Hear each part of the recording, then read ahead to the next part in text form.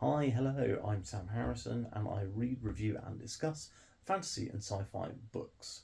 Today we've got a bit of all three as I read, review with you guys, and discuss with you guys The Wandering Inn by Pirate Arbor.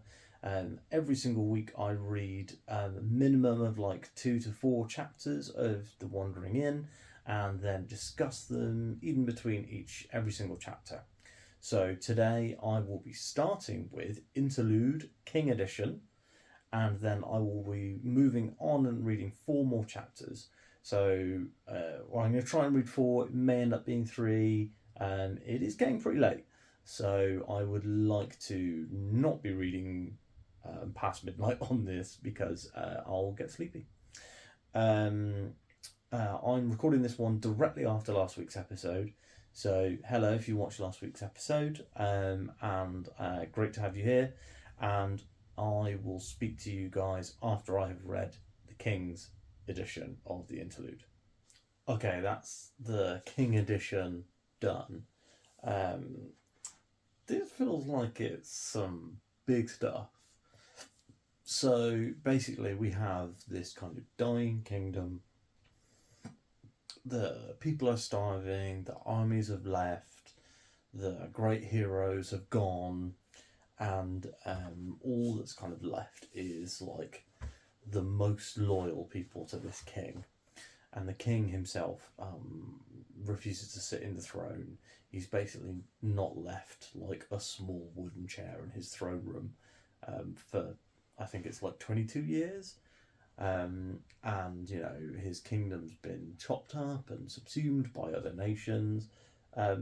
It's a bad time for him, and he then is kind of so a portal opens to our world, and 2 twins come through, a boy and a girl, and they spend a long time with this king. And the king kind of asks them loads of questions about our world, about the power of our armies, and he eventually learns about skyscrapers, airplanes, the moon landing, nuclear bombs, and he becomes like obsessed straight away with just conquering our world. He's Floss Rymark, the King of Destruction. So sounds like he might be one of the bad guys. Great chapter in terms of it's a really interesting and different prose style. So I recently read a book called Curse of the Mistrace that was very, very dense and had this kind of flowery prose, and this was almost kind of like a mix between the kind of dense, flowery, traditional fantasy prose of things like Lord of the Rings or whatever, and then the more modern style that you see in the rest of the Wandering Inn so far. So, really interesting to see that Pirate Arbor can write in multiple prose styles. I think this chapter is really good, and it would definitely, if this was the prologue to a book series, people would love it. Like, people would rave about it. So the fact that this is just an interlude, somewhere in the middle, genuinely really interesting chapter. Lots of stuff to think about. I would imagine this one's going to be important as it goes on.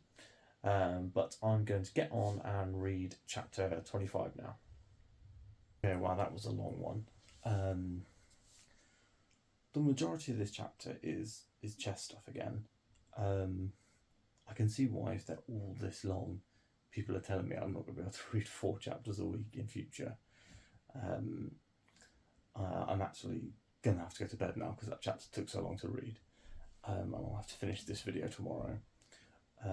But just wanted to kind of come along and do my kind of wrap up for that chapter at least. So very, very long. Lots of chess stuff in terms and so this is a fun one because we have 3 kind of factions that come to the inn. So the goblins turn up. Klibich brings the Antinium workers, and Olism, the Drake tactician, turns up. So she teaches them all kind of She teaches them all to play chess using like makeshift boards made out of paper. I think the interesting thing is that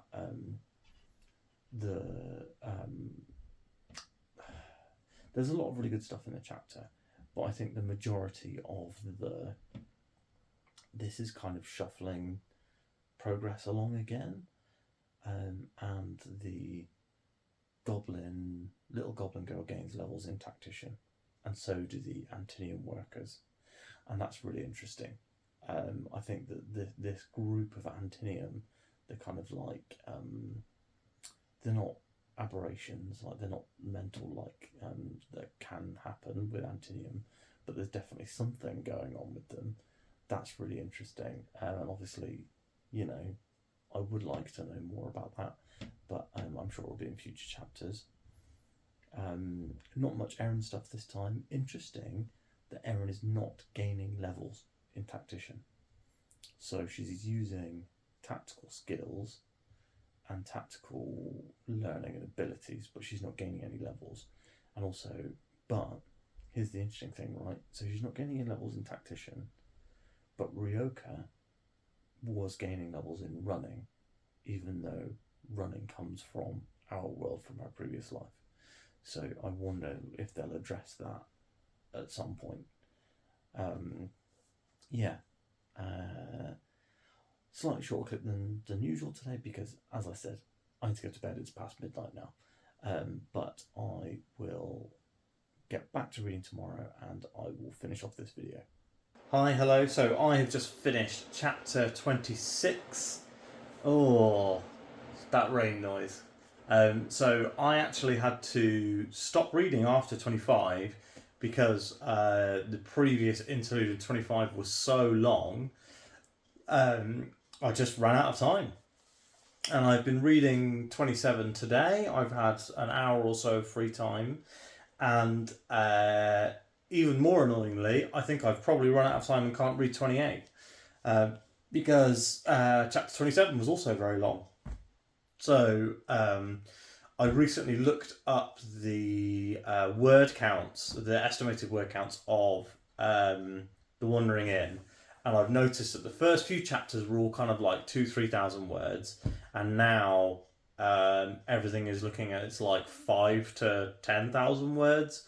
And while I can probably read around 10,000 words in an hour, I think I'm going to really struggle to read 4 chapters a week.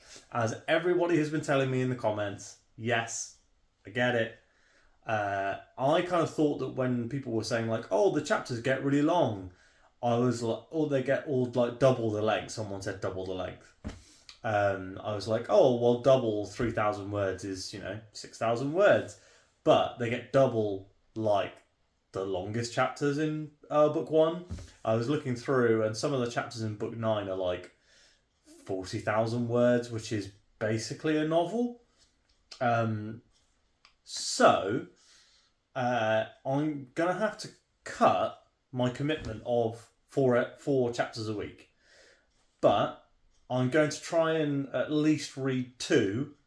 And any weeks where I've got loads of free time, I'll read as many as I can.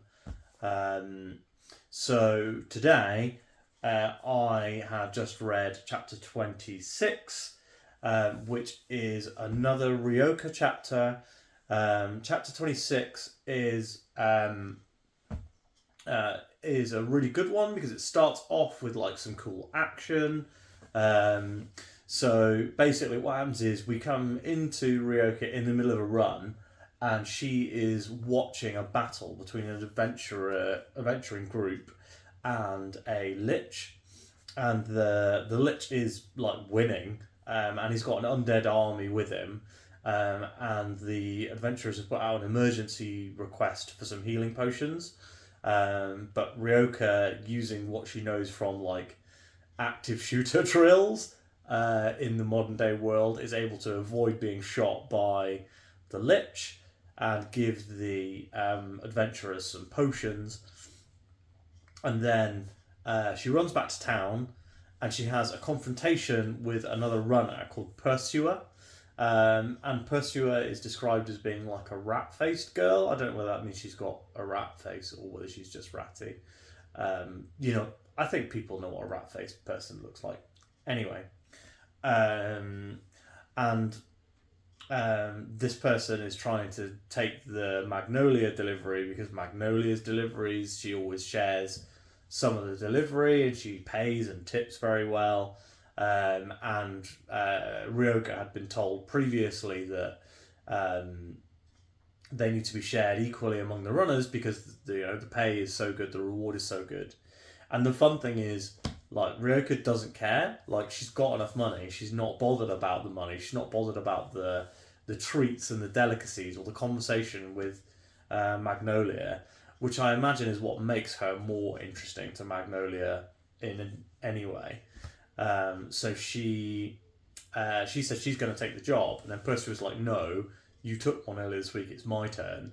And the receptionist is there, like, handing out the job. And she's like, "Look, at the end of the day, like, you're not fast enough to take it. Percy needs to be there in an hour, and ideally, I'd like it there in 40 minutes, and you can't do it." But she has to, like, say that without saying it because Percy will get funny with her. Interesting politics in the Runners Guild. I'm sure we'll get loads more of that. But as it goes, I'm interested in seeing more runner stuff. And the next chapter is another runner chapter with more stuff from Magnolia. But I'm skipping ahead a little bit. So Ryoka takes the job and she gets to Magnolia's house, and the thing she had to deliver was like ice cold, and it turns out that it's ice cream. And she mentions, oh, it's ice cream, and Magnolia's like, this was only invented 2 weeks ago. How do you know what it was? And she uses her skills that she has as a lady to sense intention and to tell whether Ryoka's telling the truth.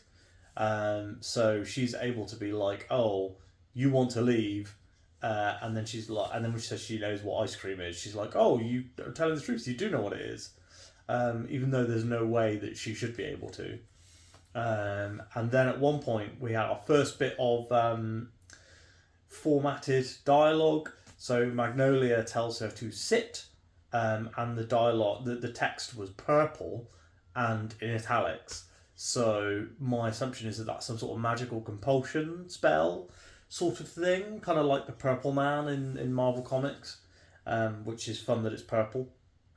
But Ryoka is then unable to stand up. She can't move her legs at all. So it's definitely something magical. And then you get the sense that there's kind of something more to Magnolia than originally there seemed to be. It felt like Magnolia originally was kind of like a MacGuffin almost, like that she was a thing that people were going to be interested in. But now it feels like she is the person who's interested in Ryoka. And maybe we'll get some more kind of world building around the people from our world who've come to in-world, which somebody mentioned in the comments of last week's video is what everybody calls the Wandering In realm, as it were. So, another interesting chapter. Because I read the other two chapters last week, it's hard for me to sum up all three. The interlude was really good. The next chapter with Erin, where she teaches the ants how to play chess, was really good. And I think that this one's probably my favourite of the lot because we had the combat, we had the politics and intrigue, and then we had this kind of mystery with Magnolia at the end. I'd really like to read another chapter, but I honestly don't think I have time. So I'm filming this. So I did the reading and did the filming of this while my wife is taking my son out for lunch because my office, which is where I normally film my videos, is currently filled to the brim with Christmas stuff and there's no space for me to do it. And so I had to do it in the living room, which is why different sofa. But unfortunately, I think that they're going to get home pretty soon and I won't have another half an hour that I would need to read the next chapter. So yeah, I think we're gonna have to cut it there. So is this the least amount of chapters? 3 chapters? I don't know. They were massive chapters though. If we're looking at word counts, this is probably one of the biggest videos. I remember the week that the first time I did 5 chapters. One of those chapters took me like 10 minutes to read, but all of these have taken a long time. But anyway, I'm also a little distracted because it's like Christmas and there's lots of stuff going on and messages coming in and out about, wife and child out for the day. So I think probably best, as I said, to cut it here. Thanks so much for watching. And I hope that you're still enjoying the Wandering In videos. Next week I should have time to do more chapters, hopefully. I will probably take a look at the word counts and start planning my chapters in advance. That probably makes some sense. I maybe should have done that before. Anyway, if you like this video, then please do give it a like. If you would like to have a chat with me about what happened in this week's chapters, then please do comment down in the comments below. I'd love to have a chat with you about these chapters. And obviously no future spoilers. Don't tell me what's going to happen next week or anything like that. But I am excited to get to the next Reinhardt, Ryoka and Magnolia Reinhardt chapters, which is coming up pretty much straight away. My Book of the Year content has been going out all this week, so if you've been interested in what I have been reading and loving, then please do watch all of those videos. Monday was my Book of the Year, Tuesday was my reading stats, so all the facts and figures around my reading, and then yesterday was the Fantasy and SF BookTube Class of 2023 video. So I asked as many people as I could find who were doing fantasy and sci-fi BookTube content what their favourite read of 2023 was. That video is really, really good. I loved making it, loved chatting to everyone. So please do give that one a watch. It would be great if it did really well and brought some more eyes to my friends' channels. And then tomorrow will be the December wrap-up. By the way, for Book of the Year, if you're a Wandering In fan, I decided that because I hadn't finished a volume yet of Wandering In, that it would not count for 2023 reading. But when I finish volume 1, then that will count for 2024's reading. So volume 1 of Wandering In could be my Book of the Year 2024. We'll have to wait and see. Or volume 2, because I hopefully will finish volume 2 next year as well. I mean, as the chapter reading has slowed down, does not mean that I don't want to speed up, if that makes sense. There may be a point when it makes sense for me to take a break between reading my regular books and just like batch read some Wandering In so that I can get a little bit ahead of where I am now, especially as the chapters are getting longer. But if I do that, I will let you guys know so that you can tune into the channel as and when. Anyway, as always, thank you so much for watching, and I will speak to you either tomorrow for the wrap-up, or if you're a Wandering In fan only, next Thursday. Goodbye.